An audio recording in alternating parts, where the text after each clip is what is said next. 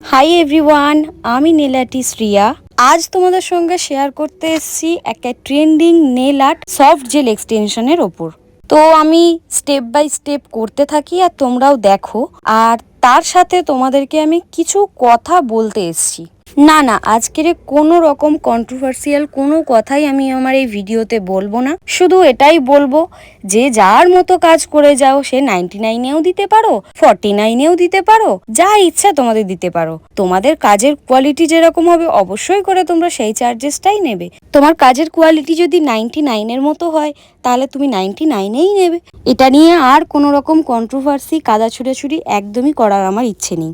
যার কাজের মান যেরম সে সেরমই নেবে। আজকে যেই কথাটা আমি বলবো কিছু ক্লায়েন্টদের উদ্দেশ্য করে, অবশ্যই করে ক্লায়েন্ট মানে আমাদের কাছে লক্ষ্মী, কিন্তু সেই লক্ষ্মী যদি এমন কিছু করে তাহলে সেইগুলো তো মেনে নেওয়া একদমই পসিবল নয়। এবার সবাই ভাববে কি এমন হয়েছে আমার সঙ্গে। না, একদমই আমার সঙ্গে কিছু হয়নি, কোনো ক্লায়েন্টেরই আমার সঙ্গে কিছু হয়নি তেমন একটা। কিন্তু হয়েছে যেটা, সেটা হচ্ছে আমার স্টুডেন্টদের সাথে। একটা বিগিনার যখন শিখতে আসে সে অনেক স্বপ্ন নিয়ে আসে। বাচ্চা মেয়েরা স্কুলে পড়ে, কলেজে পড়ে, কেউ 12-এ, কেউ ফার্স্ট ইয়ারে, এরকম।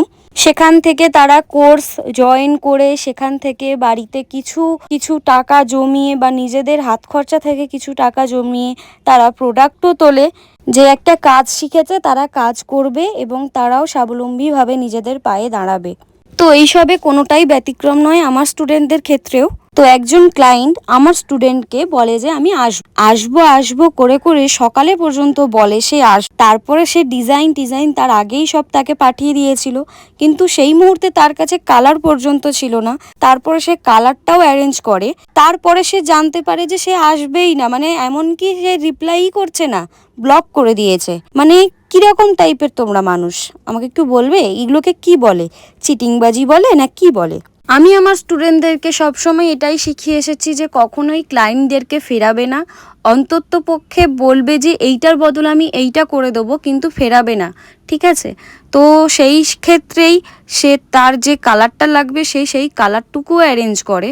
তারপরে যখন আসবে না বলে তাহলে তার মনটা কীরকমভাবে ভেঙে যায় একটু বলো তো, সে কতটা ডিমোটিভেট হয়।